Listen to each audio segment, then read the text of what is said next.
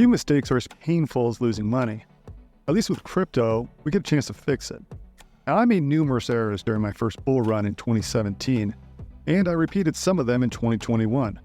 But those hard-learned mistakes taught a single hard truth. Paper profits aren't real rewards. I'm Marconi White, and on today's special episode of Alpha Bytes, I'm sharing 4 lessons for making and keeping your treasure during the next bull run. Now, these lessons come from listening to 4 of my favorite market analysts, Ray, JJ, Ben Lilly, and Cody, share their deep knowledge on the narratives they're studying to unlock future alpha. Now, if you think it's too early for the next bull run, you need to check your calendar. The halving is less than 300 days away. The Fed's already looking to slow rate hikes, and there's an avalanche of ETFs on their way. Now is the time to front-run the next cycle. Now, you're going to find each of these lessons rich enough on their own.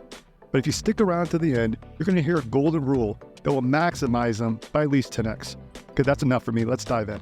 Now, the first lesson is obvious but frequently overlooked. You need to own your investment framework. You need to devise your own way of understanding the market, understanding its movements, and sizing up investment opportunities based on your risk tolerance. If you need a great example of what this sounds like, listen to Ray describe the market narrative he's following. You see, Ray has a pragmatic approach to studying the market, avoiding needlessly complex on-chain or technical analysis in favor of an easy, simple valuation framework that seeks to find confluence. Now, in this pre-recorded segment, Ray identifies 3 specific areas where he sees significant opportunity, including a clever, non-crypto play for maximizing profits.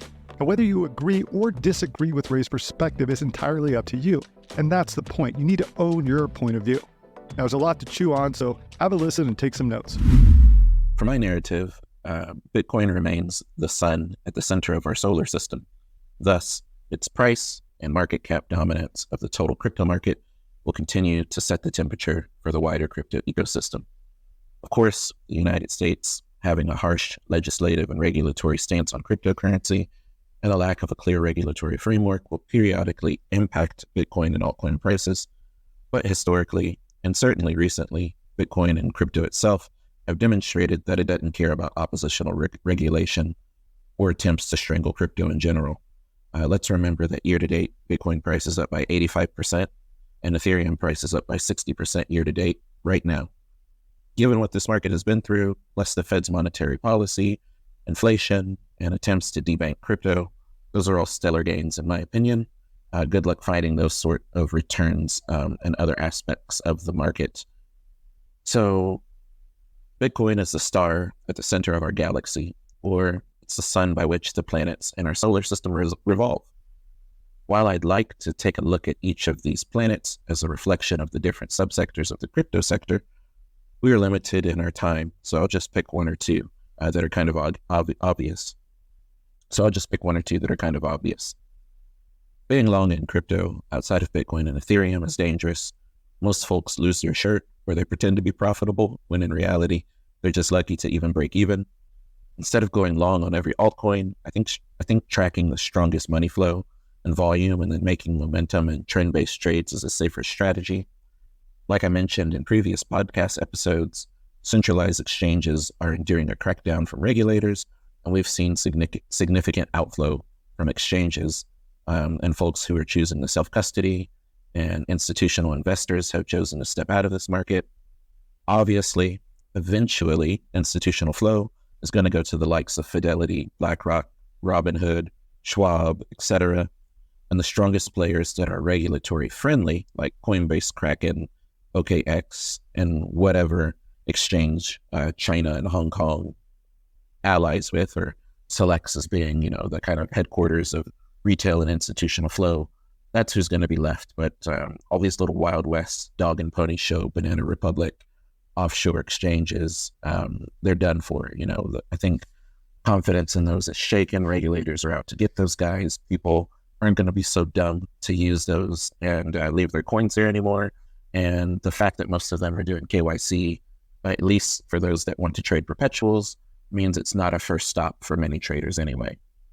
So for retail traders and international crypto traders who either cannot use regulated exchanges or choose not to, the centralized exchanges are likely to remain a destination of choice. I'll continue to keep a close eye on the largest DEXs with futures contracts, and tokens such as GMX, DYDX. Basically, their token price action is beta to Bitcoin. So using market open interest as a proxy and as a guide during OI washouts and breakout trends, that has been a moneymaker. Of course, this isn't financial advice, but basically, I think tracking open interest flow across the market into decentralized exchanges, and then seeing which of those exchanges have some sort of revenue sharing or staking with their native tokens. Does that yield any benefit to those that hold and stake them? That's a pretty easy trade. So I think GMX is a good example. Price broke down to like under $43 during the Coinbase and Coinbase and Binance regulation, and then by the SEC. And then I think currently price is around 57. I've got a target at 72. Going long on an asset from 43 and taking profits at 72, and then rinse, wash, repeat.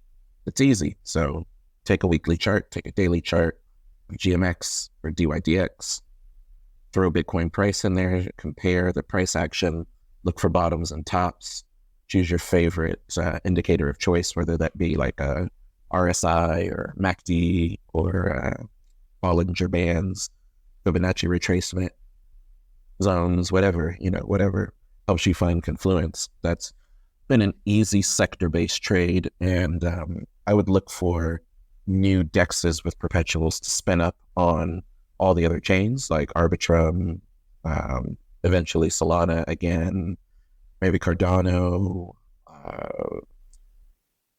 Polkadot. You just look for ecosystem siblings on alternate chains to launch similar products, capture those tokens while they are low cap, look to see what on-chain flows are, if they offer cross-chain bridges. So you might see flow eventually leaving GMX or DYDX and going to Yield Farm or to Airdrop Hunt, or just to take advantage of what a DEX might offer in Polkadot or some other ecosystem. So it's a planet of its own, and it's generally a pretty easy trade. So that's something that's in my green strategy. Now let's talk about Ethereum real quick and simple. I like ETH. The move to proof of stake was smoother than anyone expected. We all know about the deflationary narrative and how Ethereum is the core blockchain for all blockchains, yada, yada, yada. That's all good and well. And beyond some crazy black swan, it's hard to be bearish on Ethereum long term. But there is an area of concern that I also have a silver lining for, and that's liquid stake derivatives. The chase for yield and the amount of leverage on ETH itself, and institutional traders, spot long traders, all these liquid stake derivative providers needing to hedge while being spot long on ETH, and the DeFi component of collateralizing staked ETH is probably going to spin out of control and blow up at some point, just like we saw with Celsius, FTX, Terra Luna, and other DeFi and CeFi and staking as a service platforms. Leverage is never good. Rehypothecation is never good. It usually just ends in sorrow, right? But the good part is, as this blow up happens, ETH will trade at a lovely discount.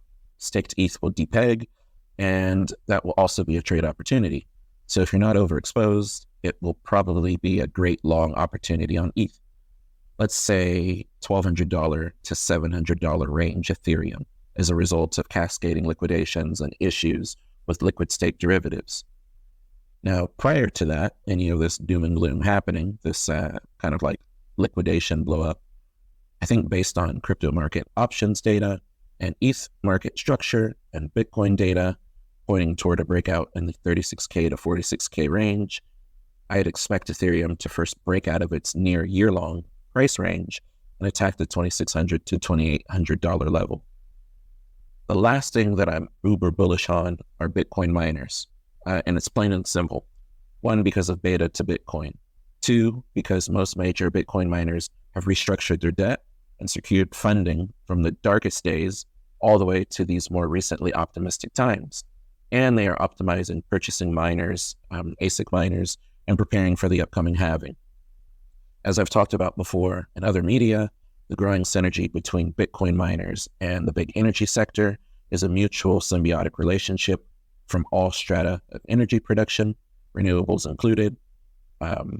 Governments across the world and their energy producers and distributors are realizing the near costless revenue that can be harnessed from energy wasted during the extraction and generation process. It makes their operations more efficient. It reduces their operational cost, along with other positives. Data also shows that historically, Bitcoin price follows cost of production. Cost of production creates a price floor for Bitcoin price, and with the upcoming halving, it becomes more expensive for miners to generate Bitcoin, as they are now mining less of it or earning less of it as the block reward, even though energy expenditure and cost continues to go up. So I'm bullish on Bitcoin mining stocks because they performed phenomenally during the previous bull run. And if you look at them now, a similar set of events appear to be gearing up, and they're preparing for another stellar run. The short interest on some of the big boys is unreal, meaning they're ready for a squeeze, and generally without needing to get into price to earnings ratio, revenue, debt, and other metrics that we use, like percentage of mined Bitcoin sent to centralized exchanges, Bitcoin held on balance or in treasury of miners, their average cost of production, their price per kilowatt hour. These stocks just sell off as Bitcoin hits critical resistance. They sell off when there's FUD. They sell off when Bitcoin sells off, right? So just trading the two in tandem creates a relatively easy take profit opportunity and opportunities to go long again. So I think Bitcoin mining stocks are a great thing to look at and to be long on. And that's where I will be focusing the bulk of my energy because they're cheaper than actual Bitcoin, right? Are they as volatile? Sure. But the ROI potential on them is a little bit higher. And, no investment advice. I'll take the profits from that and shovel part of it back into Bitcoin stocks and shovel some of it into Bitcoin and put some of it aside in stable coins with the idea of eventually buying this upcoming ETH dip that I predicted and then getting my hands on some real estate as interest rates eventually come down and, the Fed hits its target, but at the same time, people lose their homes or begin to sell homes closer to below market value. But that's all irrelevant. So that's my thesis. That's it. Plain and simple. It's based on numbers, data, and market momentum. You can hear FUDsters, sovereign individualists, philosopher economists, doom and gloomers, Fed haters, those waiting for a pivot, all that just noise, and it just dilutes pure signal. Zoom out and look at this market on a weekly, monthly, and yearly point of view. Look at the catalysts that lead to breakouts and breakdowns in previous market cycles and see if any of those dynamics are present in the here and now. I'm not saying that getting deep into geopolitics, global central bank policy, and the analysis of societal breakdown, civil unrest, and the angst of this current generation aren't valuable or relevant. But I am saying that just tracking sentiment, flow, and historicals allow you to trade with conviction, regardless of what the news headlines or your favorite trader is saying. So sniff out the volume, investigate the fundamentals, zoom in on the catalyst, and YOLO with conviction. Now, I often tease Ray for going a bit long, but honestly, I appreciate it how he lays out his thoughts. If Ray's example teaches us about how to think about market opportunities, the next task is to hold on to the rewards, which brings us to the next lesson: mastering risk management. You see, paper profits can come and go at a moment's notice during the bull run. If you want to hold on to your rewards, you need a system for buying and selling. Personally, I think JJ's approach for managing risk is among the best I've seen. JJ uses the highly predictive power of the US dollar and simple moving averages to time market movements, mitigating the risk of being caught off guard and losing his hard-won earnings. Now, avoid dismissing the system because of its elegant simplicity. Some lessons really are this straightforward. And when it comes to risk management, simple is good. Have a listen. Global reserve currency, 3 of the most contentious words in finance. There's been much scrutiny around that phrase in recent years, and there's been tons of debate over the US dollar's merit of holding that status, but whether we like it or not, for better or worse, the dollar maintains that position as the global economy's top dog. What this means is that the vast majority of all debts and prices around the globe are ultimately pegged to and denominated in US dollars at the end of the day. The implication of this is that when the dollar is strong and its supply becomes scarce on a relative basis, as has been the case in, say, the beginning of the Fed's hiking cycle in 2022, prices shrink. And this is due to the fact that the cost of these prices and assets or goods are denominated in dollars. So when there's less dollars to go around, the prices go down because the supply is less. We can see this most easily reflected when we look at the prices of equities, commodities, and speculative assets such as Bitcoin and cryptocurrency at large. So if you think back to, say, 2021, when the Fed was keeping rates at zero and also unleashing what amounted to a tsunami of monetary supply into the system, you had all of those dollars chasing after a limited amount of assets. So think of Bitcoin, for instance. We know that it has a fixed supply of 21 million. When the dollar supply became infinite for that window of time in 2020 to early 2022, all of those dollars, since they couldn't earn yield, they were chasing after assets such as Bitcoin and other equities and commodities that had fixed supply. So it was driving the price up due to the massive influx of supply of dollars. Then in 2022, when the Fed hiked rates, we start to see all of that liquidity kind of recede from the shore. So if you think about it like a wave, obviously came in, and that's when we saw the large run up, and then we saw it all pull back out. And we can track this when we look at the chart of DXY, and we can measure that we can overlay that on top of Bitcoin. And as you can see, could go all the way back to, say, 2015 here, prior to Bitcoin's big boom cycle of 2017.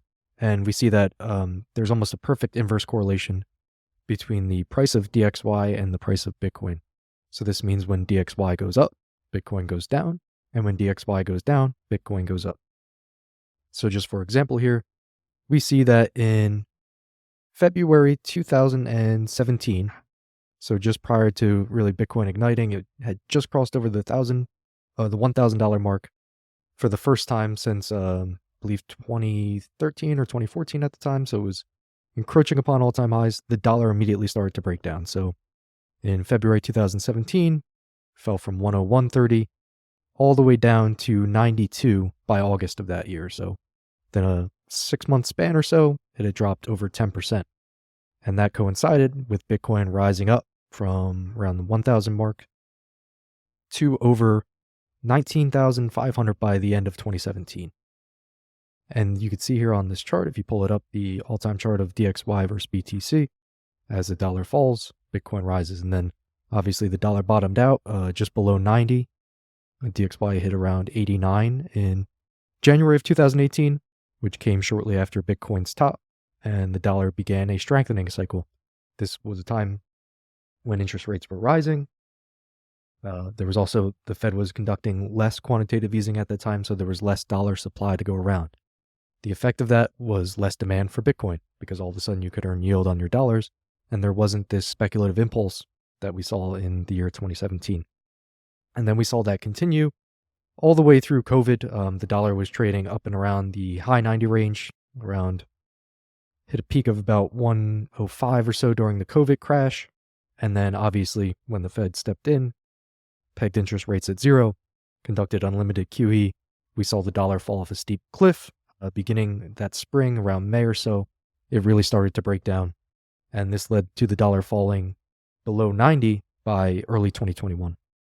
Not coincidentally, throughout that time, we saw Bitcoin rise up from around 3,000 mark to over 69,000 at its peak in 2021. And currently we see a similar setup. The dollar had a blow off top in 2022 where it ran up above 114.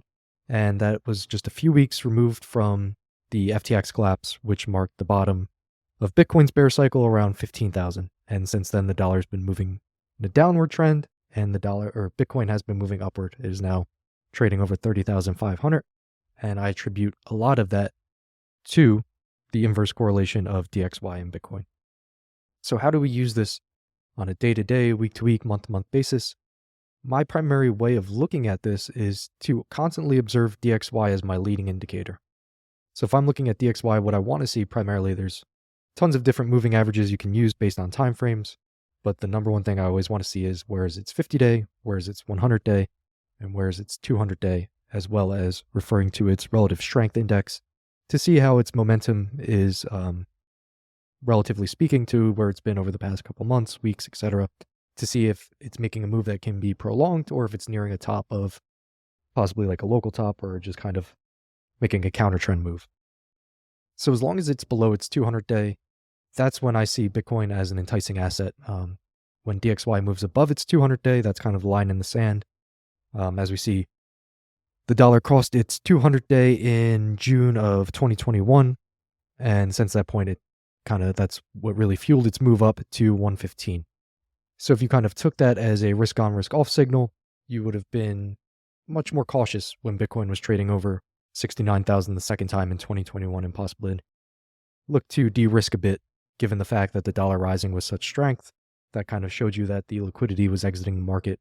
It's a leading indicator, so it's not necessarily going to be perfect. Like, you can't look at it and say, okay, the dollar's over the 200-day moving average right here, right now, Bitcoin's going to collapse.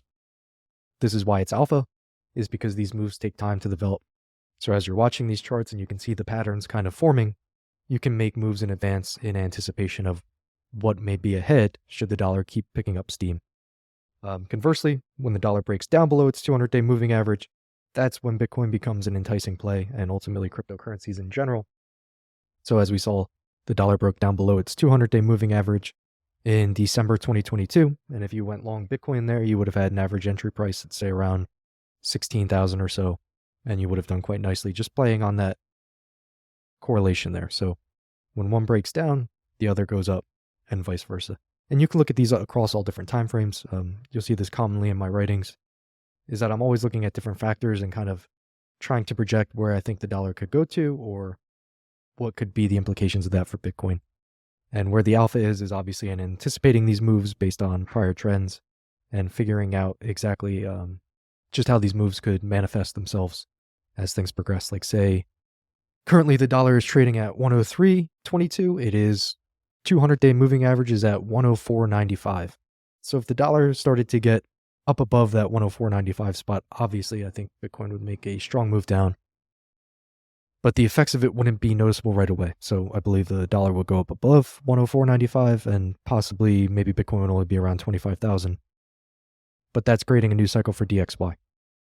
So if DXY reclaims that 200-day moving average, the odds of it taking out the 2022 highs around 115 become extremely likely. What would happen to the price of Bitcoin if DXY got back above 115? Highly likely that we would return to the 2022 lows near 15 to 16,000. So if you see that information and Bitcoin is, say, trading around 25,000, but DXY is above 105 and it's beginning a new cycle, this can give you that obviously $10,000 of alpha there between the lows and the current trading price that you need to plan trades on a macro kind of swing trading timeline there. So that is the top thing that I'm constantly looking at and gauging when I'm viewing crypto and ultimately all other, or if I'm looking at Bitcoin, ultimately all other cryptocurrencies. And the number one thing for altcoins I look at is DXY under 100. So obviously DXY has not gone below 100 since the midway point in very early in 2022. When DXY is below 100, I see that as a risk on signal for all assets. So whether that is speculative early stage growth companies or altcoins. For whatever reason, you can overlay the total crypto market cap over DXY and you see that it rises sharply when DXY is under 100. DXY has remained above 100 throughout its current bear cycle, so we still haven't gotten that risk on signal yet. So if I had to think of it in terms of a spectrum, if I saw DXY beginning to break down below some key moving averages and lose momentum on its RSI, I would begin looking at Bitcoin first. And then as the dollar breakdown extended and it got below the 100 mark and it confirmed that downtrend further, that is when you would start looking to play altcoins. But it is very proprietary, like it's just kind of something you have to monitor on a day-to-day basis. Always through, it's pairing the micro with the macro is the way I look at it. So things that happen on the dollar chart on a day-to-day basis affect the things you see on the dollar chart when you zoom out and look at it, say, all time. So those are just the things I'm constantly monitoring and looking for pattern confirmation across different time frames here, and then pairing how I see DXY playing out over the course of weeks or months and matching that with kind of the on-chain readings of Bitcoin and other cryptocurrencies and all the other metrics that we have available to us. I'm always looking at it through the lens of what I expect to happen to the US dollar index. Okay, 2 lessons down, 2 to go. Now, the first 2 lessons were about making better choices in a market, which may have you wondering, well, how do I prepare for the bull market before it begins? And this brings us to the next lesson. Find the inevitable future. As one prominent VC likes to say, invest in what is hard but inevitable. No one has a crystal ball. So instead, you need to study the patterns of emerging technology and determine what is most likely to happen, what you could say is closest to inevitable. and then you place reasonable investments to capture the upside. Now, in the next few minutes, Ben Lilly shares an example of an inevitable future. He analyzes the pattern of disruptive technologies reducing Bitcoin's dominance in crypto, and he draws parallels to the US dollar and the global currency market. If you want to invest in the future, you first need to imagine it, as Ben Lilly does here. Enjoy. All right. Thanks, Marconi, for bringing me on today. This is a pre-recorded message, so if I go ahead and miss something or something changes, I apologize in advance. Now, this is June 30th when I'm recording this, and this morning, Mr. Zoltan decided to go ahead and drop a knowledge bomb onto the podcast world through the Odd Lots episode. And after listening to it, the brain started kicking into low RPM mode, which is essentially me topping it out. And it got me thinking about his Bretton Woods 3 thesis. Now, let me back up for a moment. For those that don't know, Zoltan is essentially the man when it comes to finance. He was head of interest rate strategy at Credit Suisse, and he is really known for shadow banking and also his stint at the New York Federal Reserve. So when the man talks, everybody listens. And about a year and a half ago, I believe, I could be off on my timeline there, but he dropped this discussion on Bretton Woods 3 and how the reserve status of the US dollar was set to be really the start of its decline. And he went ahead and went into discussion about commodities and natural resources, and those countries that are very wealthy in that sort of context are going to go ahead and be very dominant moving forward. And that doesn't mean that the US dollar is going to lose its purchasing power on the global stage. It was more of like the emergence of other players will start to kind of eat into the US dollar's dominance, globally speaking. Okay, so I'm going to just pause right there, and I'm going to kind of introduce this concept within crypto that I don't know it's been discussed, but it's through Zoltan's discussion this morning, I started to explore it, and I found some interesting insights that I wanted to go ahead, take the time and share with you all today. And if we go ahead and we pull up Bitcoin's dominance, the Bitcoin dominance chart, which is the percentage of the crypto market cap that's made up of Bitcoin's market cap. So it's a way to really understand how much value exists within the Bitcoin ecosystem relative to the rest of the market. And for all of its life, it traded over 98% dominance until looks like it was around July 2016. So this was right before the ICO boom. So what caused the decline from over 98% to then 94%? And sure, this looks like a pretty insignificant blimp on the radar, but it's important to understand why that change took place, and it was the launch of Ether Delta, an on-chain decentralized exchange on the Ethereum network. That allowed, essentially, not for the first time, but really its ability to give people access to trading other currencies and not needing Bitcoin to facilitate that transaction.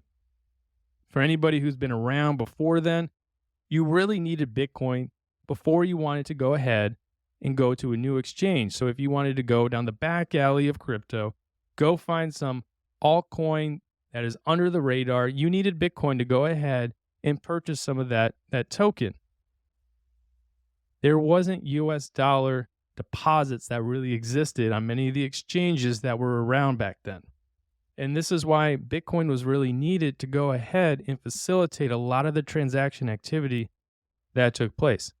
Ether Delta changed the dynamic because you no longer needed it and you could stay insulated within the Ethereum ecosystem and go ahead and find those altcoins that are further down the risk curve with low market caps and then swap between the two currencies.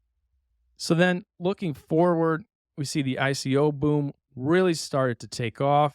More exchanges showed up on Ethereum and ICO platforms started to emerge. They started to accept ETH as a currency for investment. And then Bitcoin's dominance from the launch of Ether Delta to when it dropped below 40%, below 50%, it took the span of 1 year. So that change, that little blip on the radar became a big change in a relatively fast manner. Now, if we go ahead and move forward, when was kind of that next moment where Bitcoin's dominance took a big drop thanks to a tech change in the ecosystem? And that moment looks to be Uniswap v2. So pulling it up on a chart, we can see in May 2020, Uniswap V2 went ahead and launched, and this made trading those assets that are on the tail with low liquidity, it made it easier to trade between the two. So UI was much more improved for anybody who remembers it back then, and you were able to go ahead and deposit liquidity and be a liquidity provider to facilitate the transactions that existed within those smart contracts. Around that time, Bitcoin dominance was around 70%, and in the span of, it looks like from middle of May down to end of August, the dominance went from 70% down to about 57%. So it was a pretty significant move once that tech started to get unleashed. But the really big move didn't happen until a little bit later. It wasn't until December 2020.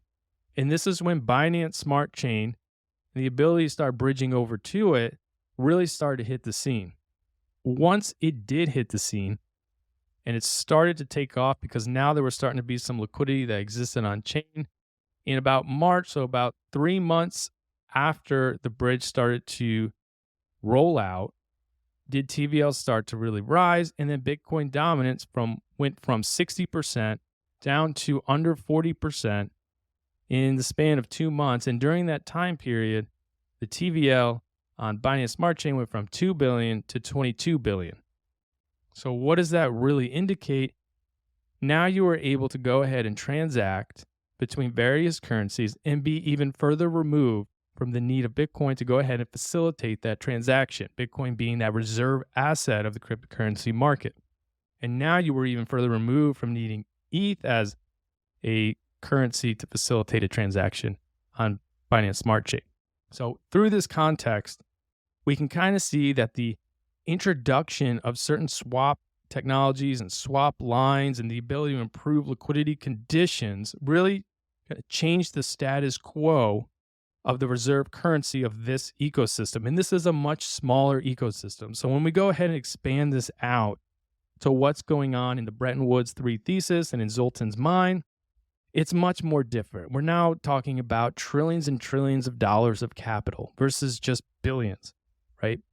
But the technology is the same. Right now, the Monetary Authority of Singapore has Project Guardian that's going on, which is a fork of Uniswap V2. And we go ahead and we see some of the Wall Street industry players helping build out this system. And what it is going to be swap lines within the foreign exchange market. Right now, the US dollar makes about 88% of over-the-counter foreign settlement transactions. That is pretty much similar to what was going on in terms of Bitcoin being this overly dominant player in facilitating all of these transactions.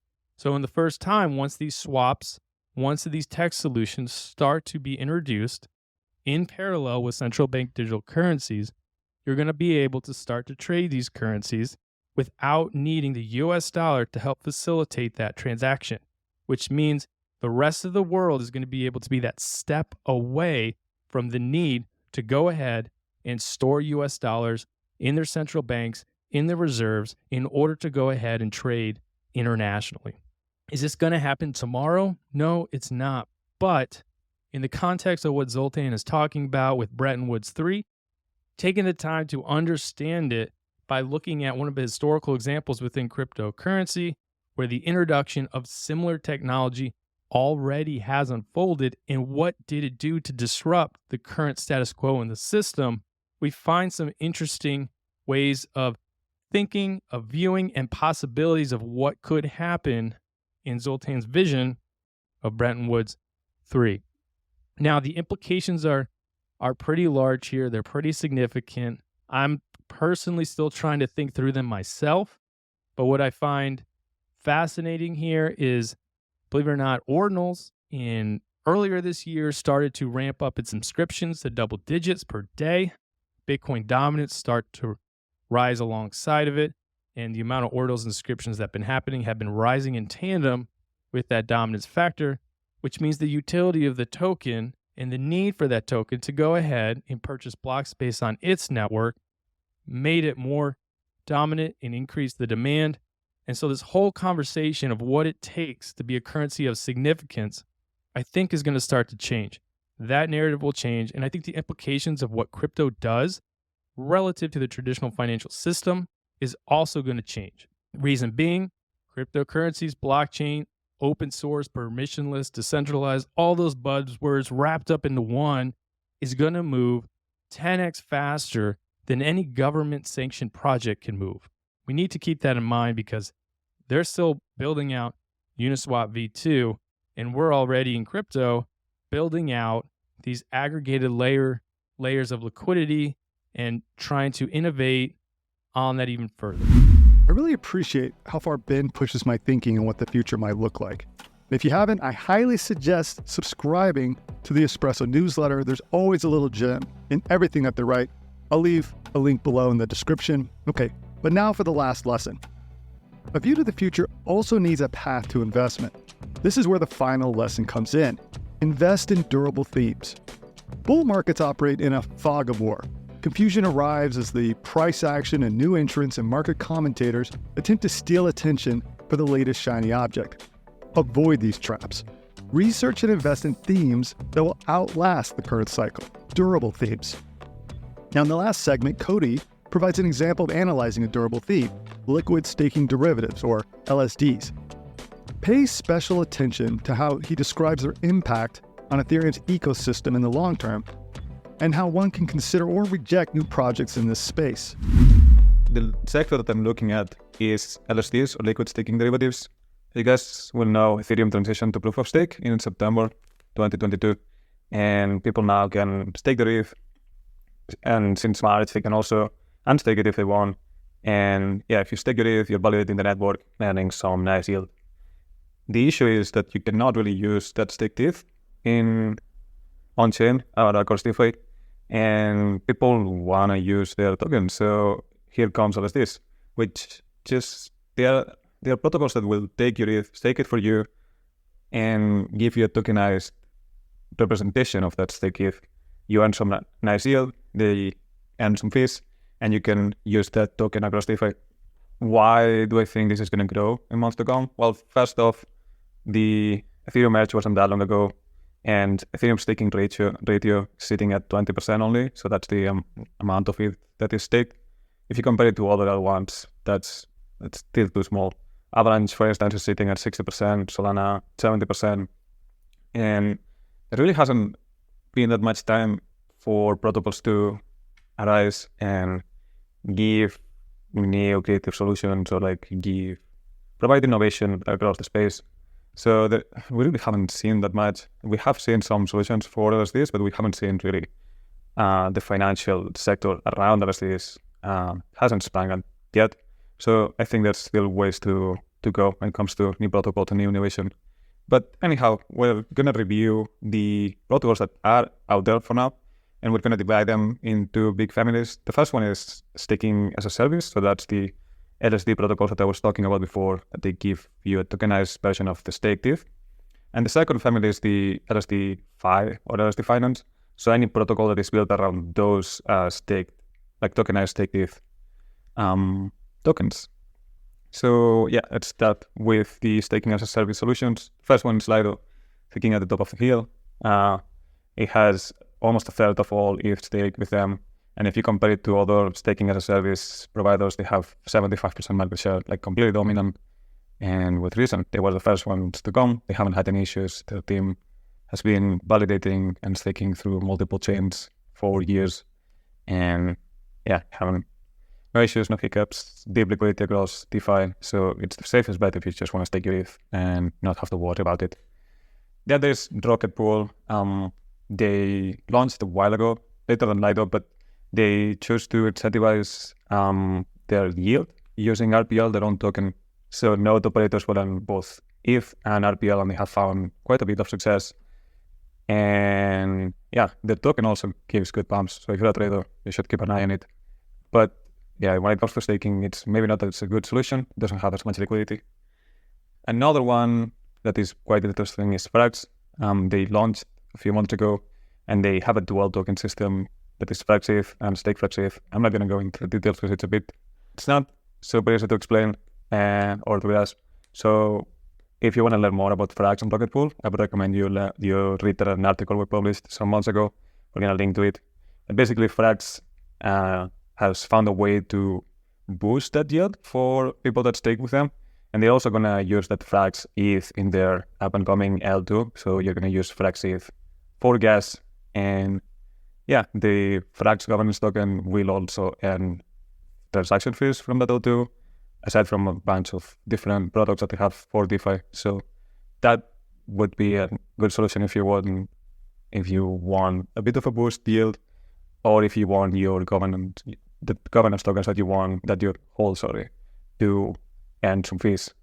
And lastly, we have the centralized solutions. So that would be your Coinbase, Binance, Kraken.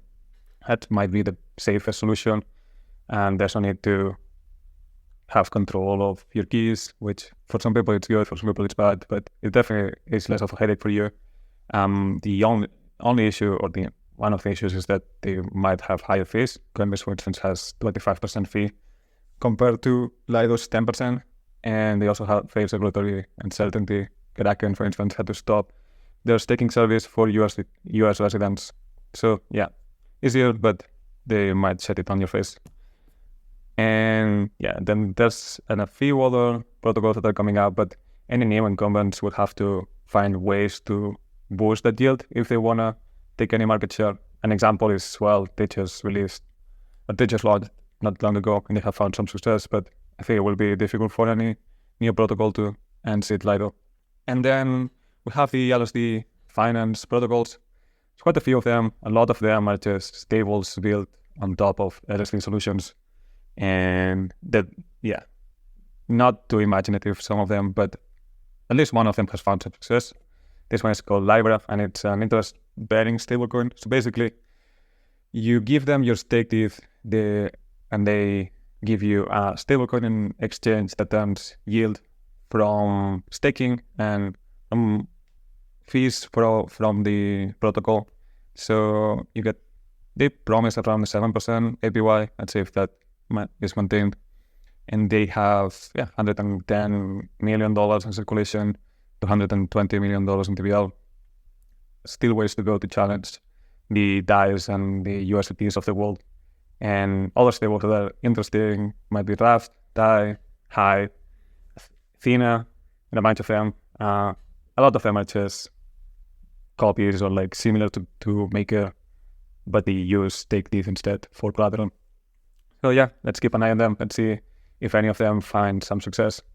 There's another protocol that is quite innovative in my opinion that I find interesting, called unshETH, which is a sort of LSD index.